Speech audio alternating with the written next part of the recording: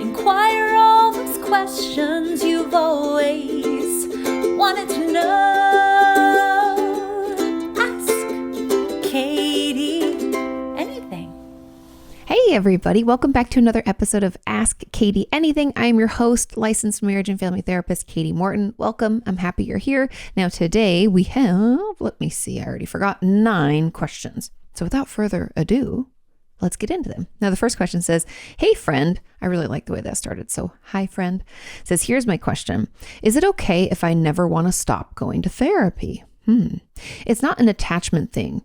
I just truly enjoy having a safe, neutral place to drop my baggage off every week. I think I'm a lifer, but is that a bad thing? Thanks for your videos. Always fun to listen to. And there are some comments on this as well. There's nothing wrong with continuing therapy forever. I have friends who've been in therapy for like 10, 20 years, and I don't see it as a bad thing unless there's some attachment issue or we don't feel that we're able to do any work outside of therapy. Then I would think maybe we need a higher level of care. Those are the things that I would take into consideration. Overall, I don't think it's wrong to not want to stop. We just have to be cognizant and take some time to maybe be a detective about why that is. And once we kind of know, and we realize it's, if it is based in something like attachment, or it's like a trauma response, or maybe it's because we need a higher level of care. If any of those things are happening, then there's an issue. And then there's something that's wrong. But just wanting to continue therapy isn't wrong. There's nothing wrong with that. So I think that that is totally a fine thing, especially since we don't think it's coming from any place other than the fact that you just like having a place to drop off your baggage. And I understand that as well. Now, there was a comment on this that says, hi, Miss Kati. Should we stop going to therapy? Sorry, the typo and it confused me. Should we stop going to therapy at some point? But when do we know that we are ready to let go when we don't have any support outside of the therapy's room? I've been in therapy continuously for 5 years, except for 2 months. I took a break from it because of an email I sent to my therapist, and then I regretted it. I was afraid to face him. I only giggle because people do that. And trust me, we've had other things happen, and it's not that big of a deal, which is probably why you're back in therapy. Sometimes I wonder if I should stop, and yet I'm still going because I'm not sure if it's helping or not. I'm not sure if therapy is for everyone, and yet I keep on going. Now, the goal of therapy is to not need it anymore. Let's just get that straight. However, sometimes if we just look for a place to vent and to talk about things each and every week and we find that really beneficial, I don't think there's any harm in that. But if you've been in therapy continuously for 5 years and you don't really feel like it's helping or not, that doesn't mean that therapy is not working for you or that it's not for everyone. I think it's more that maybe you just need to find a different therapist who's a better fit, because that doesn't sound like it's a good use of your time or money. And at that point, 5 years in, I feel like you should know if it's helping or not. FYI, I think everyone should feel some kind of alleviation of their symptoms within like the first 4 to 6 sessions. If you hear a slight dinging, it's because my dog is hitting her doorbell and she wants out. Or she wants attention. She does both of those things. But anyway, those are really my thoughts. I don't think that therapy is not for everyone. I think finding the right fit can be tricky, and it can take us a little while to find a therapist who truly gets us. And so I don't think you should stop therapy, but you might consider not seeing that therapist anymore and getting a referral to someone that's a better fit, that maybe pushes you a little harder or is more specialized in what you need, or maybe can offer that tough love that this therapist doesn't. And that's why you haven't made progress. Or, maybe you need to put more effort into therapy. I don't know, but the fact that you're not sure it's helping or not, and you've been seeing them for 5 years, I'm very suspicious about that. And that's not how therapy should be. Okay. Let's move on to question number 2. This question says, hi, Kati, Happy New Year. Happy New Year. It says, my therapist recently told me for the first time that most of my relaxation methods have a self-injurious character. However, I don't intentionally self-injure. It tends to happen unconsciously. For example, the bathwater will be too hot or things like that. And because of my issues with depersonalization, I don't realize that something was self-injurious until I reflect on it. I would like to stop this behavior, but it's quite difficult for me to do so because I rarely recognize these situations early on. So my question is, how can I find out within a situation, or perhaps beforehand, that an action is self-injurious? In case it's relevant, I do have dissociative amnesia. That's when we can't remember swaths of time because we were dissociated. I struggle with depersonalization. That is when we are kind of out of self. It can feel like we're kind of watching ourselves go through our life.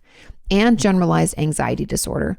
And I have pure O traits. Now, pure O, if you don't know what that means, that's relating to obsessive compulsive disorder, otherwise known as OCD. And pure O means that we have a lot of like mental compulsions that we do, so that we like obsess and we have to do things mentally. Maybe it's like sounding something out or spelling something out or thinking about something in a certain way in order to alleviate that anxiety. Okay. And I have a video about it. If you want more information, you can search on YouTube, put pure O OCD, Kati Morton, it'll pop up. Anyways, okay. So to get into this question, there's some comments on this as well. How do we know if a situation or something that we're going to do is going to be self-injurious? The best thing we can do when we find ourselves not being aware is taking stock of what we do know after the fact. So like you said, the bath water is often too hot. Okay, so that's something that we're aware of. When we go to try some of our relaxation methods or things that we're going to do to cope, are we doing them soon enough? Because if we are doing them soon enough, we should have the wherewithal or the ability to notice if the water is too hot and be able to make those decisions. If we're not able to, that means we need to start doing our coping skills or our relaxation things earlier.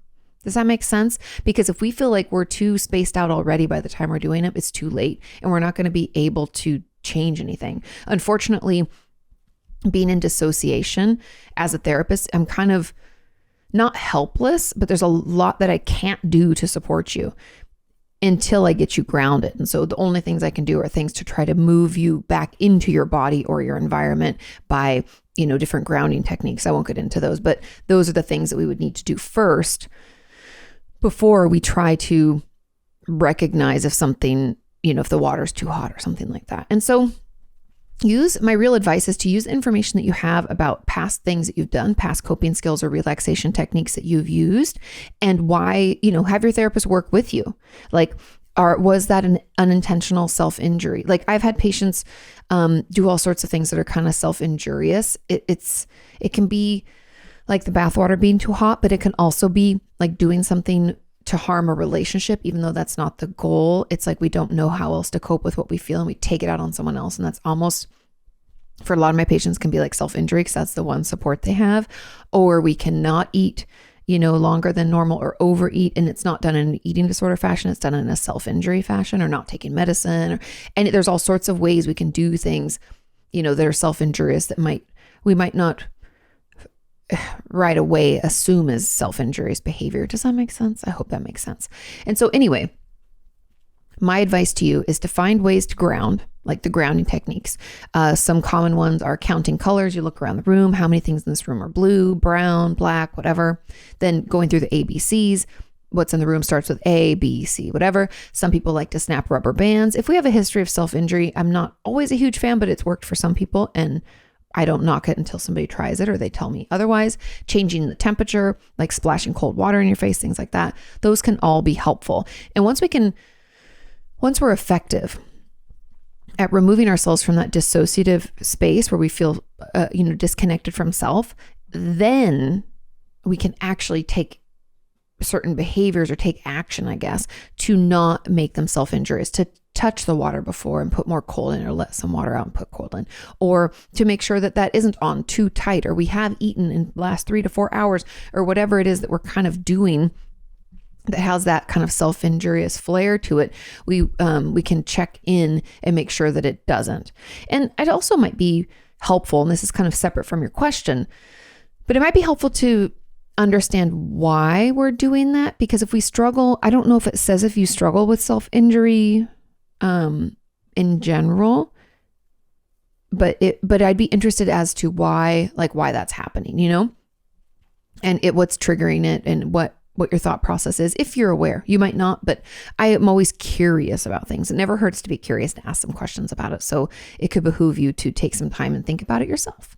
Now, there was a comment on this that says, "Hi, I don't know if this add-on is related, but I always wondered if there are other kinds of self-harm besides being physical, like emotionally." Yep. Can we self-harm ourselves on the emotional level? Thanks.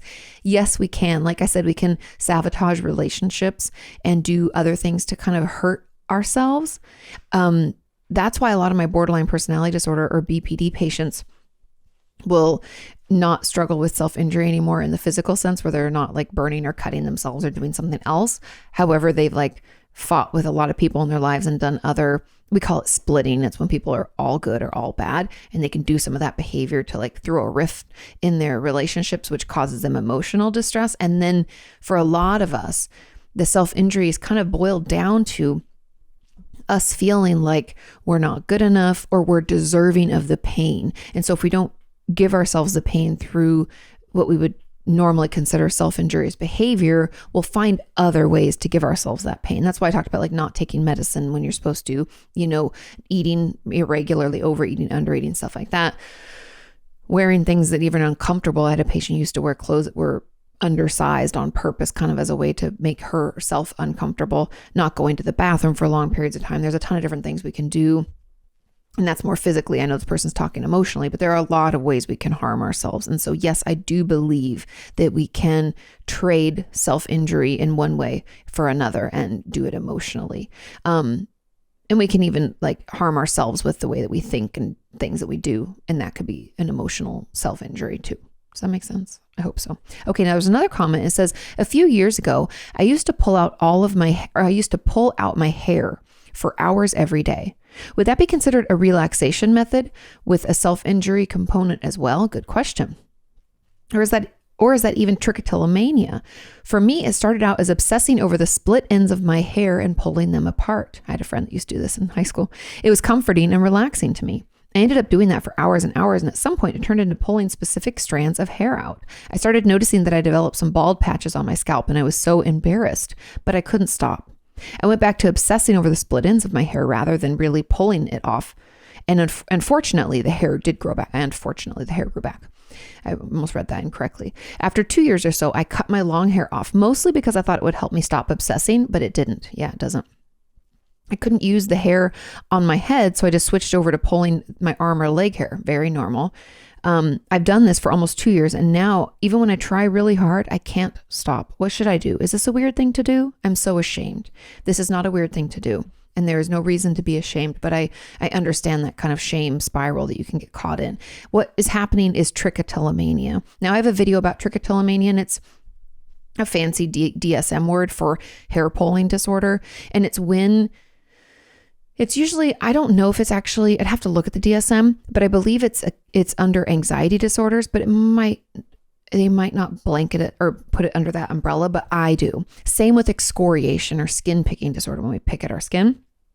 Trichotillomania, the way the person's describing it, how they could feel the split ends and they would pull out certain hairs. My friends who have trichotillomania and other viewers and people in our community who've been so wonderful to share their stories have talked about how it just feels off. That hair doesn't feel right and it must come out, and we pull it.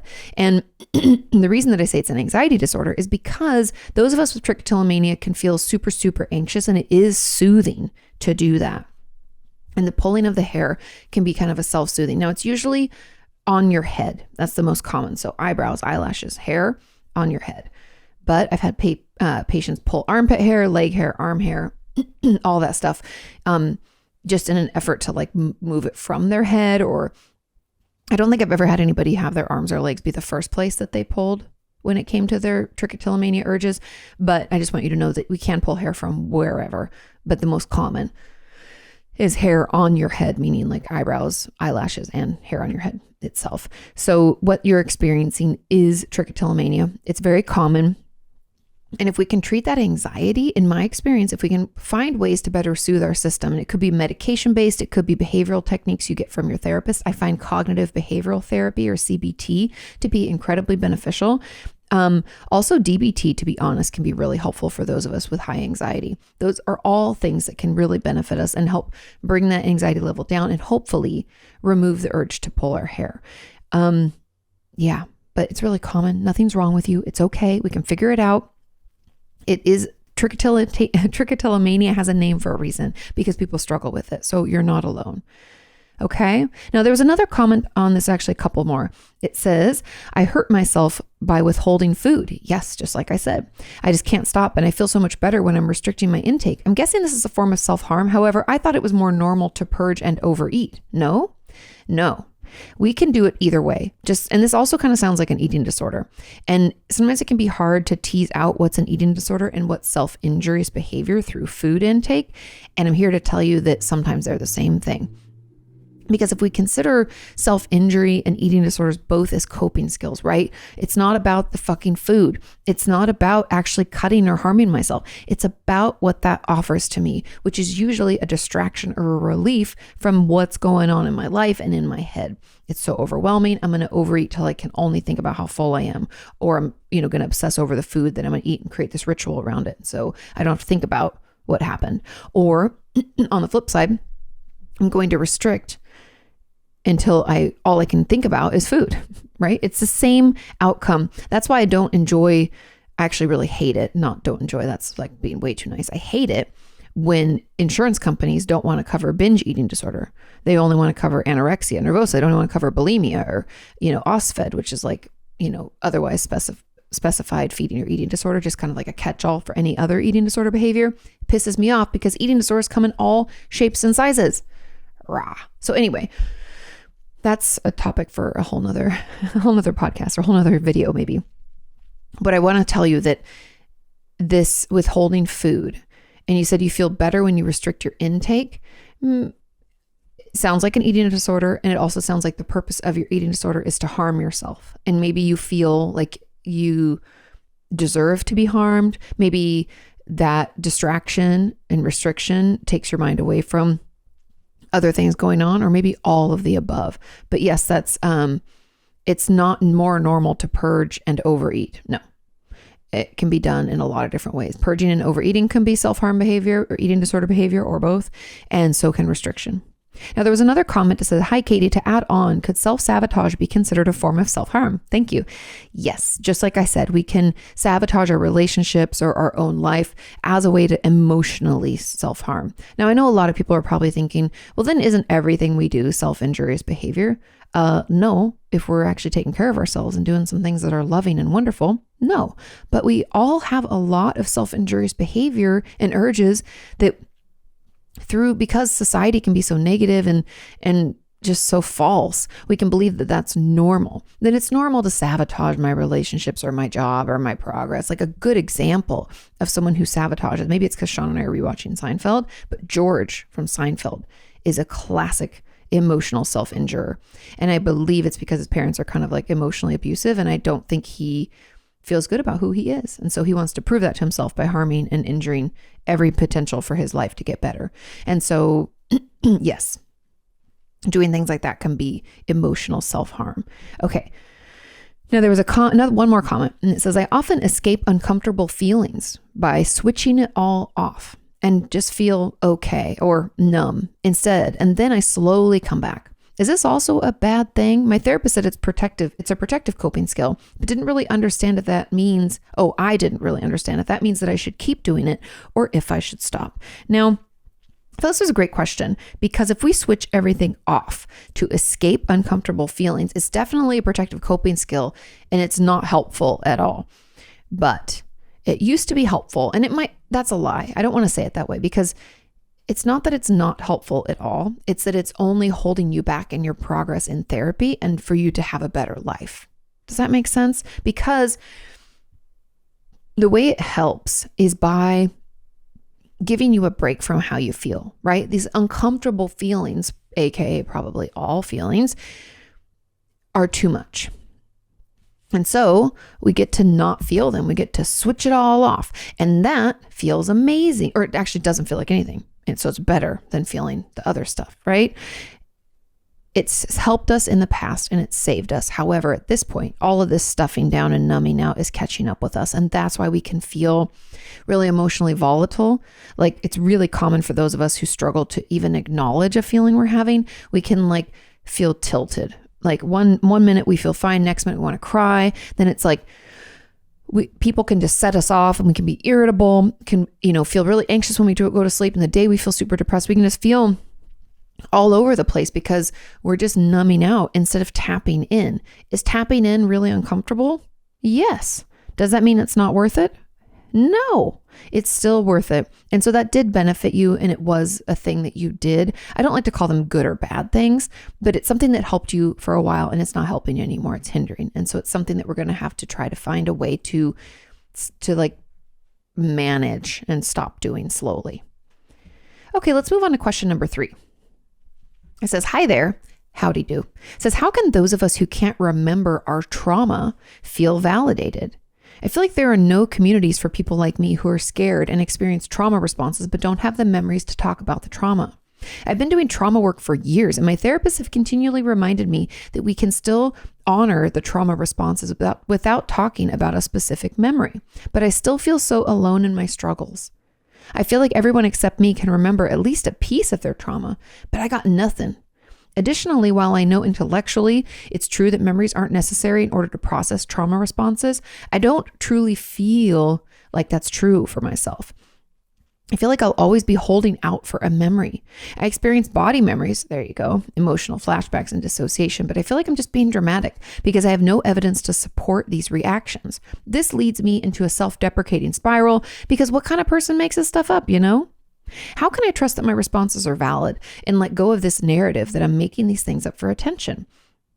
And how can I feel less alone in my struggles because of my inability to remember what happened? Thanks for your podcast. You're helping so many of us. Oh, of course. I'm so glad. What a great question. Now, the truth of this is those body memories, emotional flashbacks, and dissociation are your PTSD. That is your trauma response. And the reason we cannot have maybe let me back up a little bit. I want everyone out there to know that we don't always have full memories, if any, from our trauma. Okay? And here's the reason why. When we are placed into a position of fight, flight, freeze, and we go into freeze, right? We are threatened. We can't run away. We can't fight back. There's no other option. We freeze. And it's out of that freeze state that they believe PTSD or a trauma response is born. Now, when we go into that freeze state, we can dissociate. And most people who dissociate have what's known as dissociative amnesia, which is when I don't remember the things that happened when I was in that state of dissociation. So when my brain pulls the ripcord and is like, I'm out of here. Wow, that's too much. I may have spotty memory. I may not have any memory at all. I may have only body memories. Everyone's going to be different. It depends on how our brain and body processed what happened to us. Because if our brain is like, I'm out, peace out, Boy Scout, not coming back, then it won't be able to even process what took place. And that quote unquote memory that we don't have is stored in the emotion part of our mind and not in the hippocampus where we know other memories are stored. Does that make sense? I hope that makes sense. Now, I'm not a neurologist or a neuroscientist, so you can look up more stuff about the emotion center of the brain and memory storage in the brain. I actually talk about it a lot. I did a ton of research for my book, Traumatized, and there's a whole chapter just on memory storage and trauma memory storage. But when we are dissociated, it's very frequent, very common that we don't have any memory. So we're not able to retrieve it. It's not there. It's like looking in your closet for a shirt that you threw away months ago. It's not there. Or I guess a better analogy would be looking in your shirt or looking in your closet for a shirt that you never bought. You just thought maybe you did because you remember feeling it. You remember thinking that you liked it, but you never bought it. And you keep digging in that closet looking for it and it's not there. It never was. And that's that memory. And yes, it sucks. And we're going to think, oh, I'm making it up. Or I'm making this into a bigger deal than it is. Or maybe this never really happened to me. I have a couple of ideas for you. Number one, who in their right mind would make that up? And who, I'd love to know. I'd love to hear from one person who actually made up body memories and flashbacks and dissociation. I've never had a patient make any of those up, and I don't actually think it's possible. I mean, maybe we'll get some like antisocial personality person or narcissist who like tries to pretend. I've never, because it's uncomfortable and it's terrible, and you're only the one that experiences them, and half the time you don't tell people in your life about them all the time. You tell your therapist maybe when they ask, but it's not like, right? So let's just consider that. Then the second thing is I want you to start using some bridge statements to challenge these unhelpful thoughts and thought processes. Like, it's not helpful for you to think that you're making it up or that your responses aren't valid or that you're being dramatic. So every time you have one of those thoughts, I want you to use a bridge statement. Remember, bridge statements don't have to be positive. They just have to not suck as bad as the ones that you're having now. So instead of going into this self-deprecating spiral, let's use a bridge statement. And maybe that first bridge statement is like, you know what? I'm open to changing how I talk to myself about this, because right now it sucks, right? It's not negative. It's not positive. It's kind of just neutral. And then maybe we move into a place where it's more like, I'm open to the belief that memories can be stored in the emotion part and not in the actual part of our brain that stores other memories. And so maybe that's why I only have the body memories. Maybe. I don't know. I could be making it up, but maybe, right? So we're just moving ourselves out of that spiral that we're caught in by allowing ourselves to be open to the thought that what we're experiencing could be real, maybe, and it could be valid how we feel, maybe. Just be open to it, because me telling you that it's valid and that it's okay isn't going to help with that thought process. We have to challenge it. And so, yeah, those are my ideas, and hopefully that helps. Okay. There's a comment on this that says, follow-up, can memories start to come back while doing trauma therapy? 100%. I have never fully forgotten my trauma, but I only have a few memories of it. I know there's a lot that I've forgotten. My life is blank from the ages of 7 to 10 to 11. And I don't remember much of any memories, good or bad. That's very common too. Can even good memories come back if dealing with the trauma? Yes. Okay, that's the end of that question. There's I think there's only one more add-on. Now, I love this question because yes, memories can come back. So remember I've talked about how trauma memories can be like, if you ever watch Friends, it's like Monica's closet where she keeps everything she doesn't know what to do with. And we can all have that in our head where we kind of just shove those feelings that we don't know how to deal with, or those experiences that are overwhelming, into this closet and press it closed, right? Close it up, throw away the key. I don't want to get back in there. But then when we go into therapy, it's like we can bust that closet open and all this stuff can come flooding back. Now, it doesn't mean we're going to have all these memories come flooding back, but we can have body memories that come flooding back. We can have little blips of emotion. We can feel kind of emotionally volatile. We can dissociate more and not even know why. We can have all this stuff come up.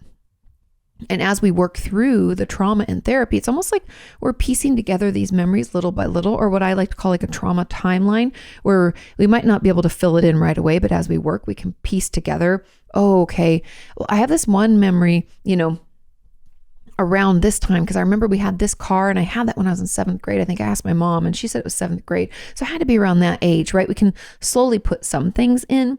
As we work in therapy, we can slowly piece things together and memories can come back. And this applies to good and bad memories, because the thing about our memory is if we had, let's say, I don't know, when I was 7 was the year I was abused.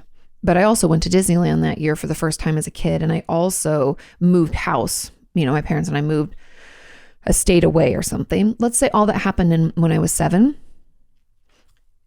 It can all get wrapped up into that dissociative state, especially, but not always, if that abuse happened first and then those things happen later. Sometimes we can struggle to come back into our bodies, and so we cannot have any of those memories. Other times our brain tries to just kind of wipe out any of the things that happened around it, kind of as a way of protecting us from unveiling or discovering the traumatic memory or the abuse. It's a protective mechanism. So yes, good memories can get wiped out with the bad. It's almost like we over protect when it comes to our stress response and our brain reacting with dissociation. It can like blanket out and knock out a lot of memories. So they can all kind of come back when you're doing that work in therapy. Okay, I think that is, can good memories come back? Yes. Okay.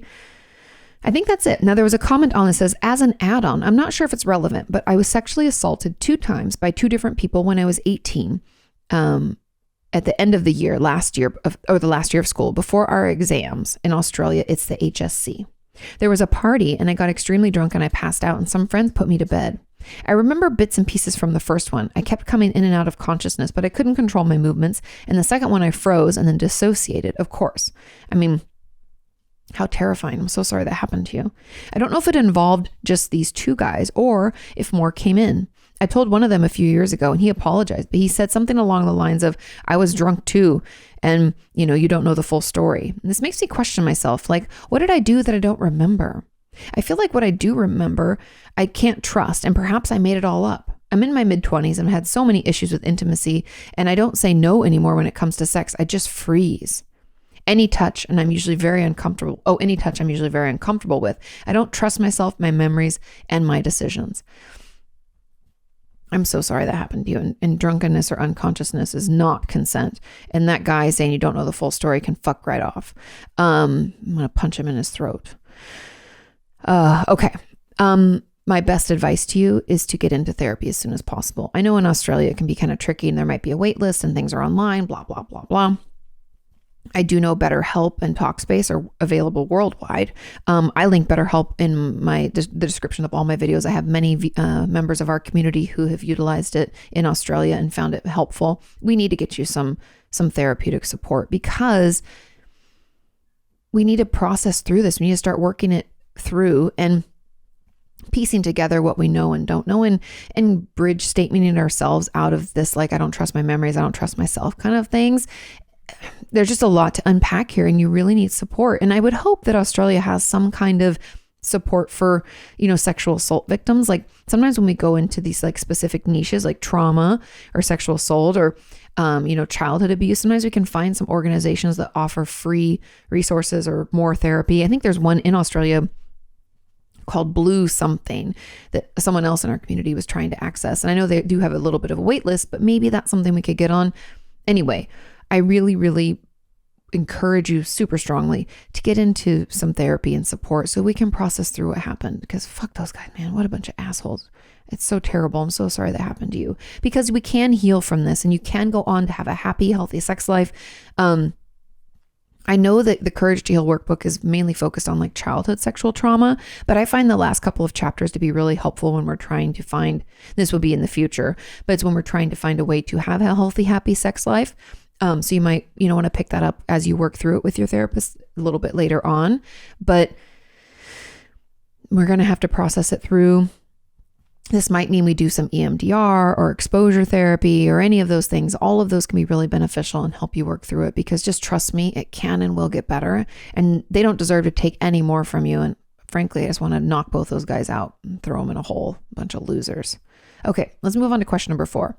This question says, "Hey, Katie, I'm hoping that I can keep this short." You're fine. It says, "I was raised by verbally and emotionally abusive parents who raised me to fully believe that no one could possibly like me." I'm so sorry. Oh my God. They don't even like me and made that very clear. "I now struggle to believe in unconditional love." Of course, you've never known it. How could you believe in something you've never known? "And therefore cannot give 100% of myself. I am in a happy marriage, but I struggle to give 100% of myself to my husband out of the assumption that he'll probably leave one day, even though, like I said, happily married. I don't even know where to begin trusting people. I have a very unique / specific personality, so I feel very misunderstood by others, and I try best to mask it in order to be liked." I just posted about this on Instagram. The urge to mask it in order to be liked. "It's all very exhausting, and any advice or words of encouragement would be so appreciated. Oh, and what kind of attachment would you consider this? Sounds like anxious avoidant, to be honest. I don't want to get close to anyone out of fear that they will leave, but I also wish more than anything that I was capable of connecting with others. It's a strange place to exist. Thank you for this whole podcast. I love hearing everyone's stories, and it makes me feel a little closer to human." Now, could be anxious avoidant. It also could be what we would, I want to make sure I say this right, because there's 4 styles of attachment if you don't know. And it could be the disorganized, because it is kind of like you want to be close, but you don't at the same time. But my gut really says it's like the anxious avoidant, only because of the fact that it's like you're too afraid they're going to leave. And so like disorganized, so let me just read you a little bit. And this is just from like a clinic website. They talk about it. Okay. It says disorganized attachment. So this is disorganized, is a combination of avoidant and anxious. It says, children who fit into this group tend to display intense anger and rage, and they can break toys and behave in other violent ways. And they also have difficult relationships with their caregivers. So you can avoid intimate relationships. So you're married, and most of my disorganized people are kind of more isolated. Okay. Now, anxious, Anxious avoidant is children who developed under the avoidance style learn to accept that their emotional needs are likely to remain unmet and continue to grow feeling unloved and insignificant. And I feel like that is more what you're experiencing, where you just feel like I'm just never going to be good enough and he'll probably leave one day. And so that's why I would say that it's more of the anxious avoidant. Now, my advice to you is a couple of things. Number one, if you're not already, please get into therapy. I cannot encourage you enough, because what I think where I would start with you, instead of starting on the like trying to give yourself 100% to your husband, is more letting you give 100% of yourself to yourself. And what I mean by that is I want to try to build your self-confidence. That would be like my goal. And that's our end goal, right? And then we work back from it. And so some of the things that I would want you to do would be to try a new activity that you can do on your own that you can get good at. This could be anything from cooking to knitting to, podcasting to writing to reading to organizing to anything. Just get better at it and work at it and do it, relatively frequently so that you can get better at it. And then, noticing your self-talk and using bridge statements to change those little by little, because what we're really doing is building your confidence, but we're also helping you heal from the emotional abuse and neglect that you receive from your parents. And that will also come into play. And that will be some of the stuff that I would probably help you put together a trauma timeline, if there is one to be put together, or if we feel like it was just continual. And I would want you to, tell me some of the frequently stated things. I don't even know what the word I'm looking for. I guess abusive statements that you receive from your parents over and over again. Because we need to be able to check our facts and argue back with bridge statements and be aware of how often we tell them to ourselves and all of that stuff. But getting into therapy will really, really help, because you can overcome this, but we can't just white knuckle it and think that we have to mask who we are for people to like us, because that's not true. Everybody can find their crowd, and you just have to be okay with knowing that we're not for everybody. No one is. I'm not for everybody. You're not for everybody, but we are for some people, and those are our people. And we want to get to know those people, and we want them to really know us, because that's when true connection and intimacy can be found. Now, it's going to take some time, but with the right support, it can and will get better. And I think that's fucking awesome, right? That it can get better. And that will allow all this stuff to kind of fall into place. So start, maybe obviously looking into seeing the therapist, but start something new, get better at it, and start noticing how you talk to yourself. Start writing down some of those common phrases, and let's check our facts on those. See if we have any that aren't just thoughts. Thoughts are not facts. And then if we can use some bridge statements to make them just kind of more neutral, or just open to the fact that they maybe could be more neutral and not so bad, let's start there. Okay. Now, there was a comment on this that says, "Hi, I have a problem trusting people and letting them completely into my life. I keep a lot of myself because of fear of how they would react, or even worse, how they will make me feel out of place, misunderstood, and judged. I grew up with a controlling and smothering mother, and I learned to keep secrets from her and sometimes to lie." That's what happens when parents overparent, or like helicopter parents. Children feel smothered and controlled, and so they lie and, never feel understood or free to be themselves. And now I do the same with the people around me, and mostly with my best friend and my other friend and my therapist. How can we feel comfortable around them and let them completely in? This is a great question too, because it can be hard to let people in, and we can feel like we have to keep people at arm's length in order to protect ourselves. But because you grew up, with such a controlling and smothering mother, and you found that it was easier for you to not trust people and to keep people out, because that allowed you to be you. And so what I would honestly, my advice to you would be to consider it's like weighing your pros and cons, but I always like to think of it as like best case, worst case. So consider what would happen if you let your therapist in to see who you were. What is it that you think they're going to see? What is the worst case, best case? What's the most likely case? And then I might even, as a separate, although similar homework assignment, is to consider what these layers of letting people in are. When you say you don't trust people, like what is it that you don't share? Do you think that you're never yourself, or you're only yourself when you're alone? What does that look like? How does you alone differ from you out in the world around people? I want to get a better gauge for what that means, because once we kind of know these differences, okay, this is me alone, being myself. This is me out in public around other people. The differences are this.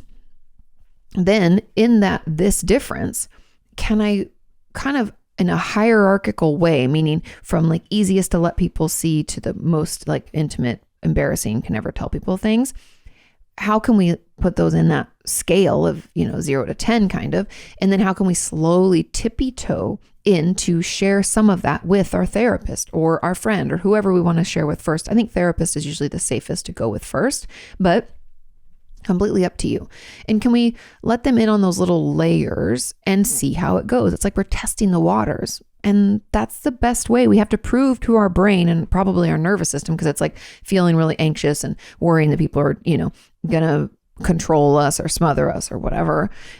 Once we kind of try it out, then, oh, my doggies come to visit. Then we can prove that it's okay and that it's safe and they're not going to like hate on us and they're not going to freak out and do all that. But we have to prove it to ourselves by trying it out. It's like exposure therapy, little by little. I know that's uncomfortable. I know it's not ideal, but trust me when I tell you that it's super effective, and it's really the only way out of this, where we won't have to be in therapy forever and we don't have to keep going back. It's something that we can process through and really help us live our life better. Does that make sense? I hope that makes sense. Let's move on to question number 5. This question says, Kati, you've talked about repressed memories. Lots about memories today. But can you be traumatized from a situation that you wouldn't usually remember? Like, for example, if someone did something to you when you were sleeping or when you were a baby. Also, can you be traumatized from something that you thought was completely normal? Like if an adult asked you to change in front of them and you didn't think anything about it. If the answer is yes, could you please explain how and why? Thank you so much. Now, this is an interesting question. And the truth is we can be traumatized from something that we don't remember. Like if you were a baby and you don't have actual memories, because we know we don't form long-term memories till around the age of 5. There are a few exceptions. We can have little bits sometimes, but it's not very common. We still have those body memories. It's like, that's why I love the book, The Body Keeps the Score. Dog's ringing the doorbell again. But that's why I love the book, The Body Keeps the Score, because it talks about how trauma can affect our bodies as a whole. And not to get too doom and gloom, but if you've ever read the ACEs study, Adverse Childhood Experiences, it doesn't matter if we have those memories or not. If something happened to us and we have the body memories or the flashbacks or whatever, we struggle with dissociation, all of that can play a role in our overall physical health. So yes, you can still be traumatized even if you don't remember something, okay? Sleeping, baby, any of that stuff. Now, you can be traumatized after the fact of something that you didn't realize was abusive until later, because it's that realization that then causes us to maybe struggle to process, feel overwhelmed, shut down, dissociate, and have PTSD symptoms down the road. And that's happened for a lot of people, a ton of my patients, a ton of our community members, where we will. And that's also kind of sometimes where the shame comes in, because like we could have participated freely because we didn't think anything was wrong with it, or we didn't really understand, what that was that we were doing. And that realization when we're older is what makes it even more traumatizing. And even if in the moment we maybe didn't fear for our life and safety because we didn't even know what was happening, that doesn't make it less harmful. And so it's really more about what our nervous system, our brain, our body, what we process and what we think. It's more about that. And that's what can cause it to be traumatizing. Does that make sense? Because if you remember, in order to be traumatized, we have to fear for our own safety or the safety of someone else. And it can even happen when we watch something online and because there's so much live streaming and horrible things people can just stream these days. They YouTube and Facebook and Twitch, and they can't shut it down fast enough. Right. And so all of that can still be traumatizing. We don't have to have it happening in the moment to us directly. It can be something that we recall as an adult, and then we're like, oh my God, and that's terrible. And it can, make us feel threatened even as adults. Just consider, for anybody out there who's like, I don't believe this, Katie's losing her mind. Imagine it was you. Imagine remembering all of a sudden like changing in front of a family friend or something, them asking you to take off your clothes and to change, or like bringing you clothes and then saying like, I'll wait in here while you change with me. Like things that as a kid, you're like, okay, you don't think about it and you do it. But then as an adult, when you look back, you're like, oh my God. And then you like fear for little you and you hate it and it can gross you out. You can get caught in this like shame spiral, disgust, guilt, embarrassment. Well, I did it. And why did I do that? Why did I participate? And it's all my fault. And all of that really can still be our trauma response. It can still cause us to have PTSD. Okay. Now, there was a comment on this and it says, really interesting question. Also, is it possible that you can have a panic attack in a dream? 100%. I did not only dream that I had one, but I also really felt like it was real. I've never struggled with anxiety, more like the opposite. My depression makes me really numb to any kind of fear. And I'm never really scared of things that I used to, which makes me miss it. This makes me wonder why I suddenly felt that kind of fear in a dream. We can have panic attacks in our dreams. It's usually, not always, but it's usually born out of trauma. And when we have kind of what I would call like flashback dreams or trauma dreams, where we're like reliving part of or the entire traumas that happened in our life, trauma or traumas, plural, many, it can push us into a panic attack. And it might be because your depression, well, and also let's just remember that depression, anxiety in the brain, we know the areas that respond. Because if you don't know, there are brain scans, you can even just Google this, that there are brain scans showing an anxious brain and a healthy brain, a depressed brain and a healthy brain, and depression and anxiety areas are right next to one another. And I believe that is why they like kind of are related in a way where our depression can be really bad and our anxiety can be low and they kind of teeter-totter, or they can happen at the same time where we have like irritable depression. And so I truly believe that might be why, even though you find yourself to be more depressed, that this is happening in your dream, that you are feeling super anxious in your dream. And that might be kind of that like irritable depression coming out in you. Or I might, because panic attacks aren't just fear-based, and they're not when we're scared of things. Panic attacks, honestly, we don't usually know where they come from. Sometimes we do.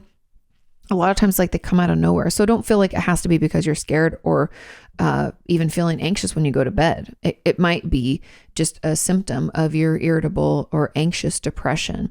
And it can be something that's just coming out because of maybe what you're dreaming or your nightmares or something too. And yeah, but it also could be that you just dreamed that you had one. You can do that too.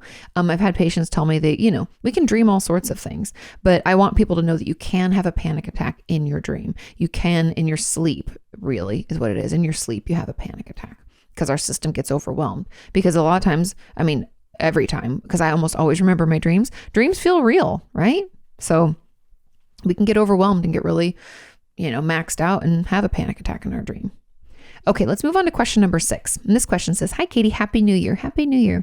It says, why do I dislike being healthy so much? I've had to keep eating enough instead of heavily restricting like I normally would because of the physical demands of my job, and staff shortages mean extra pressure to stay healthy. I'm frustrated as I'm not as small as I normally am. Oh, the judgment of an eating disorder voice. I feel torn between what I want and what I need. I know it's right to be this version of me. I'm just struggling to accept it, and I feel so ashamed of what I look like. How do you let this go? I hope you had a lovely break, and thank you. Of course, and I did.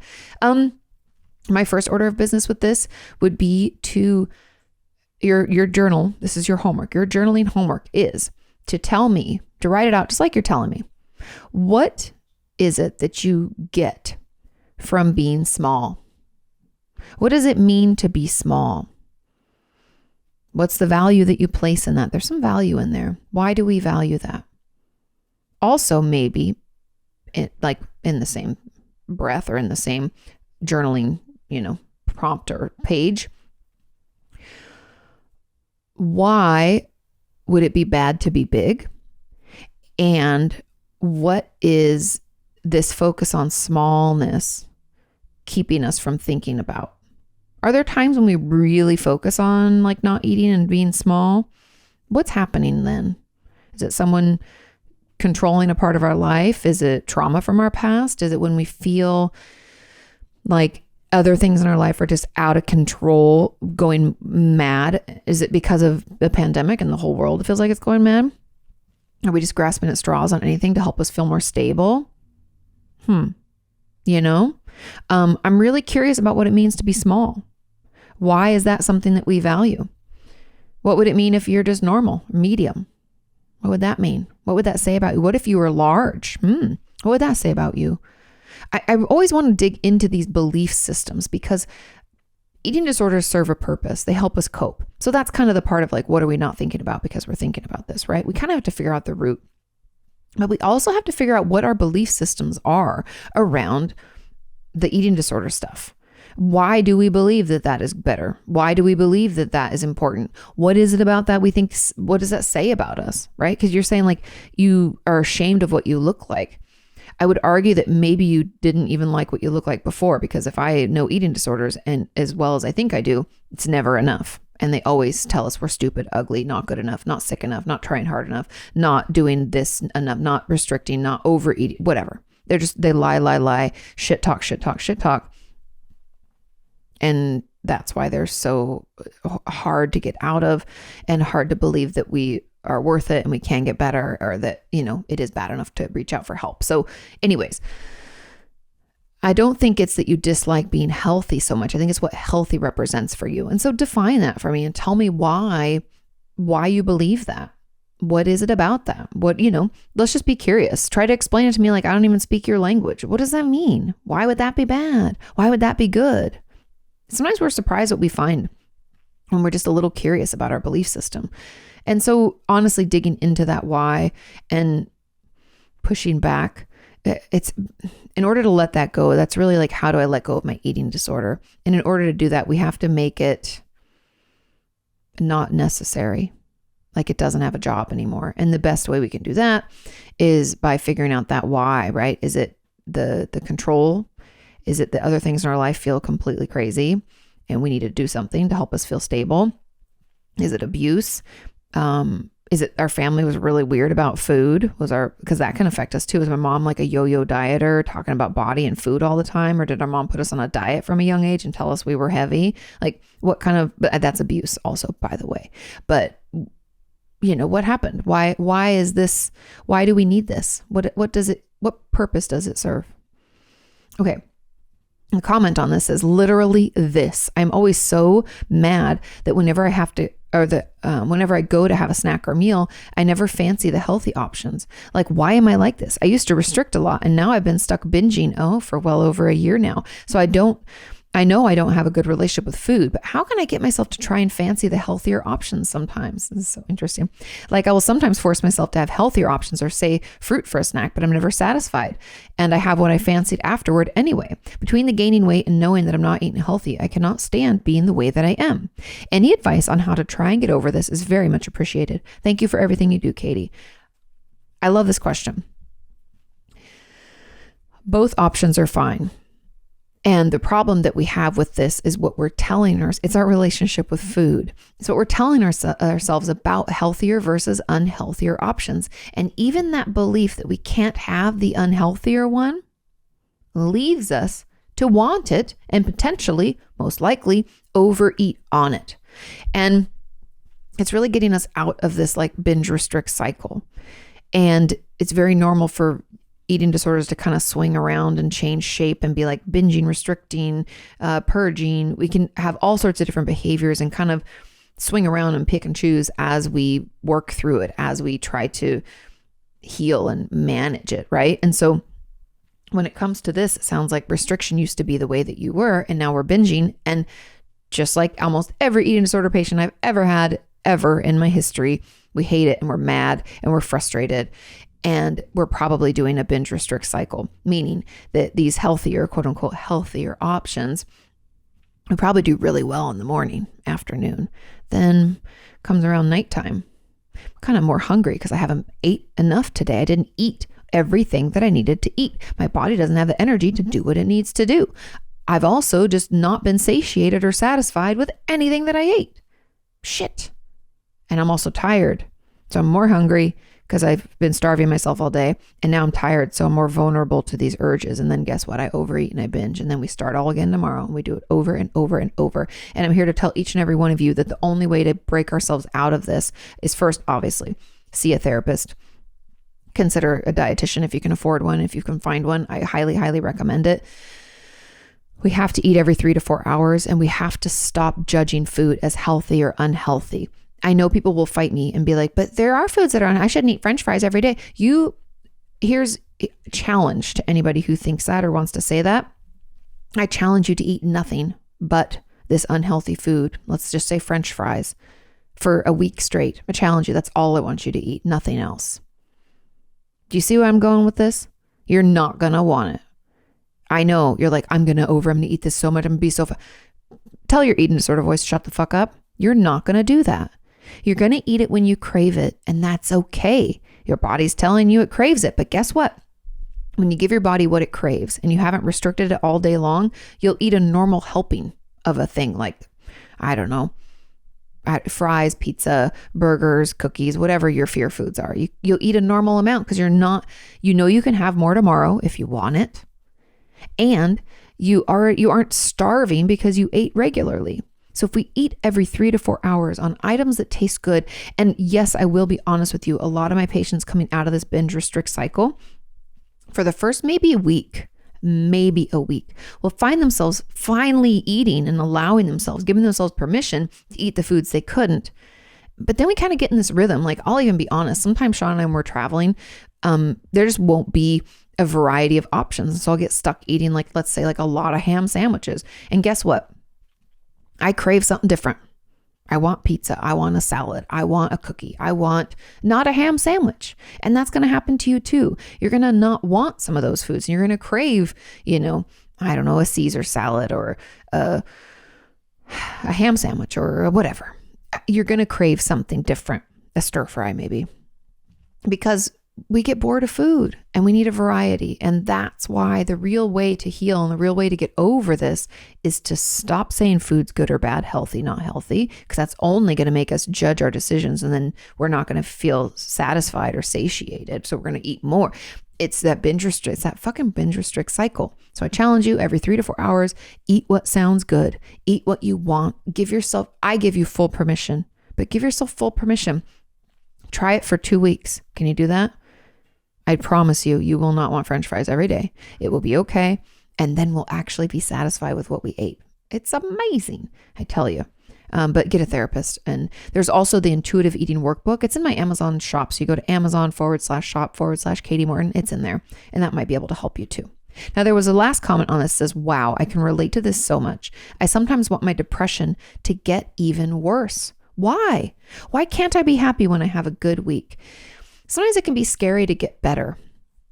Getting better can mean that maybe we don't have the excuse that we used to have for having shit days, or that we've wrapped ourselves up into this mental illness defining who we are. So if I don't have my depression or my eating disorder, who am I? Right? And that can be really difficult too. Or perhaps then we think, oh, I don't deserve help then if I get better. And I really like my therapist, and that attachment issue is coming up and I don't want to stop. There can be a lot wrapped up in the why I don't want to get better. But that's kind of why it can be hard. Not to mention that sometimes having a good day or a good week when we have depression can feel uncomfortable. We're not really used to feeling better. So we're like, what the hell is this? Ooh. Or we can shit talk ourselves and be like, I'm not deserving of feeling better, right? There can be a ton of reasons. But the truth is that it's good news that it's getting better. Let your therapist know that you're having these thoughts, that this is what's happening, that you don't even allow yourself to enjoy it, because that's better and that's more information so that they can better assist you, because now they're seeing a fuller picture of what's going on. Yeah. I guess that answers it. If you have any others, let me know. Let's move on to question number 7. This question says, hey, Kati, how do I stop thinking about missing my therapist? Ever since I terminated, she moved elsewhere. I still keep thinking about her. The therapeutic relationship was one of the closest and most consistent that I've had. I'm an introvert, so it's hard to turn to friends and family. How can I get over my therapist? Thanks. It can be hard. That relationship can be the best one we've had, and we can not imagine doing anything without them. And a couple of things that I encourage you to do. I encourage you to look into and maybe write about what made that relationship so great, the things about her that you love, the things that made it super supportive.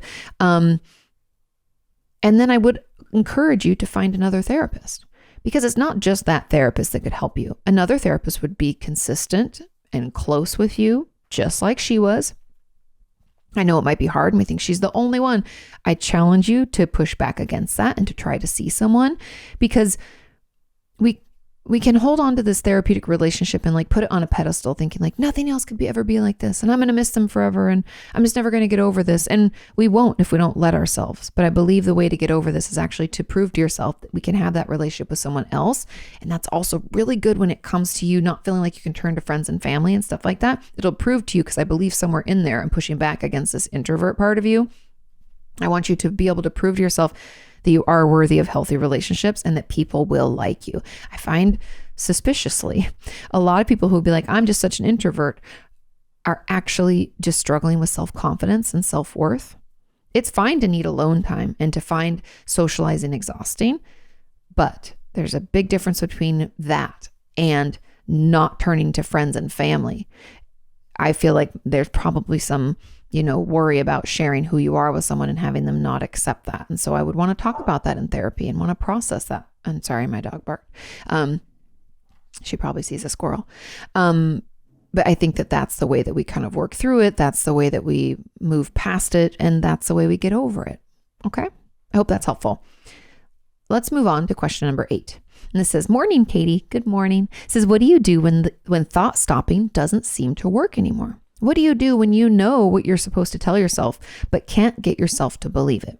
I've worked with a CBT therapist back many years ago to help with social anxiety, and for the most part, it seemed to help. I've struggled off and on with social anxiety, but I also have generalized anxiety disorder and dysthymia. Now, dysthymia is when we have like low-grade depression. I don't even like to necessarily call it dysthymia or low-grade depression, but it's essentially when we can like white knuckle it in life, but we still feel kind of lethargic and just don't enjoy things. And it's really debilitating. And in order to get that diagnosis, it has to last for 2 years. So it can be super debilitating. Okay. So it says, I'm back in therapy dealing with past trauma, and I find old bad habits creeping in.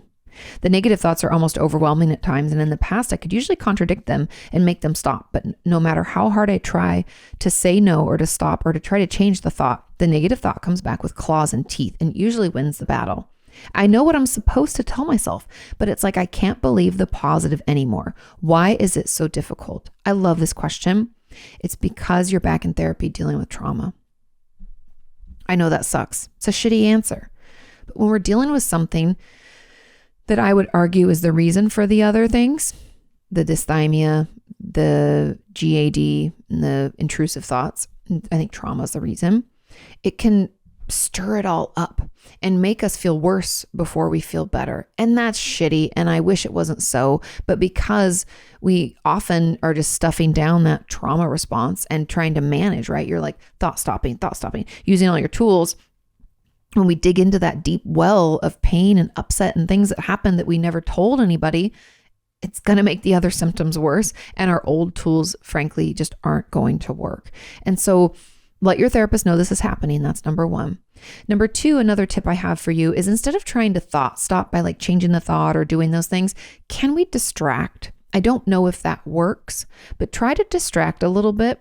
And then I also kind of encourage you to do some things like shake your body out, change your body's temperature, splash cold water in your face. Like I know we talk about those as grounding techniques, but sometimes those can also jar us and like snap us out of the spiraling thoughts that aren't helpful. But let your therapist know that they're happening. It's very normal. I know it feels shitty and we don't want it to come back, and you can continue to use your tools, but we're going to try to maybe have to come up with other tools to help. And like I said, the changing of the temperature and the distraction. And I have a whole video. If you look up 25 coping skills, Kati Morton on YouTube, it will come up. And that can, hopefully give you an idea of some things that you can try to see what works for you. But I also find and these are kind of grounding techniques too, but like counting up and down and like looking for things in the room that have a certain number of things. So we're counting like, okay, I need to come up with 10 things. Okay, this has 1, 2, 3, 4, 5, 6, 7. I know that sounds silly, but they call it scattered counting, and that can sometimes help people too.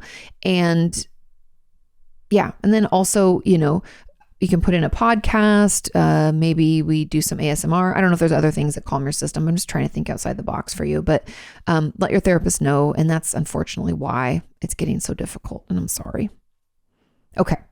Final question. Question number 9 says, how do you learn to feel safe expressing feelings? Ooh, because of abuse, I feel it's not safe to express emotions or needs.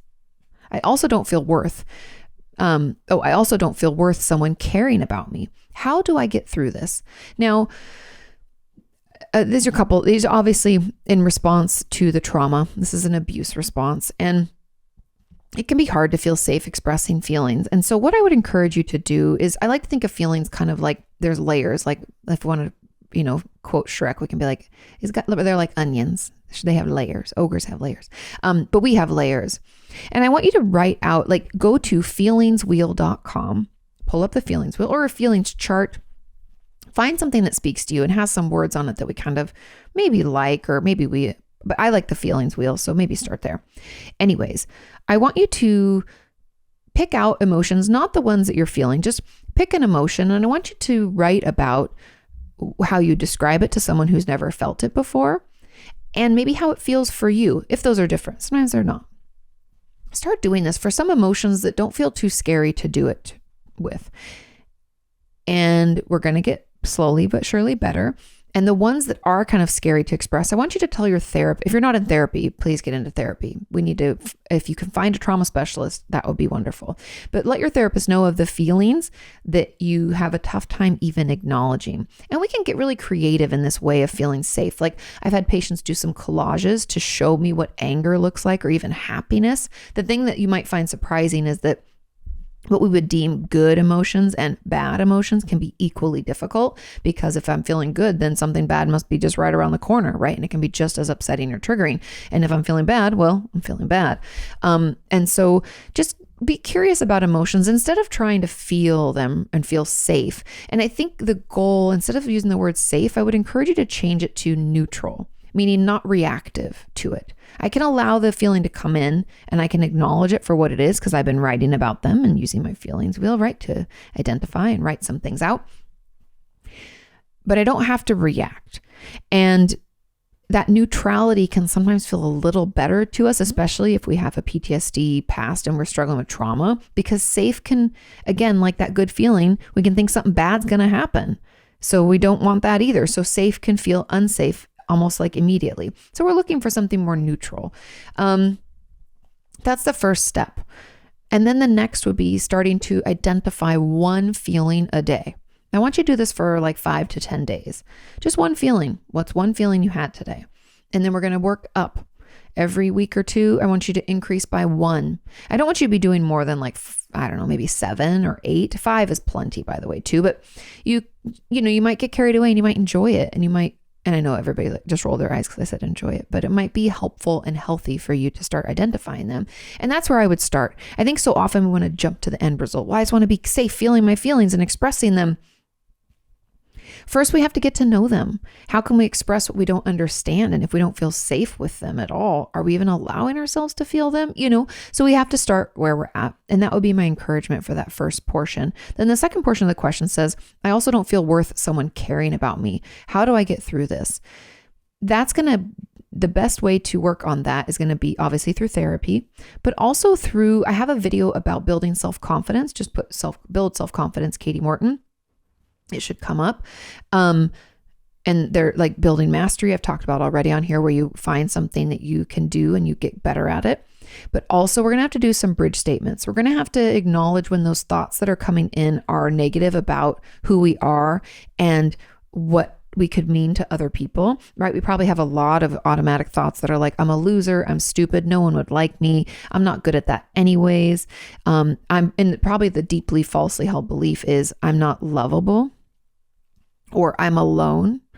And so we have to challenge those, right? We can't just let those thoughts and false beliefs live rent free in our brain. We have to challenge them with bridge statements. And bridge statements are kind of more of that neutral stuff again, right? So instead of saying, when our brain says no one's ever going to love us and we're just a total shit show and we're terrible, we can't be like, everybody's going to love me and this is amazing. People can care about me. I know they will. We're not going to believe it. A nice bridge statement would be something to the effect of, I'm open to considering that I could change this, that I don't have to think like this forever. I'm open to considering that. That would be a first one. Another one would be, I do believe that other people are worth being cared for.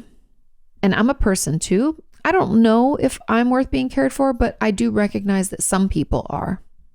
I know you're thinking, Katie, this doesn't even change anything. And you're right. It's not this drastic change. It's little by little, not allowing those negative shit talking things to happen.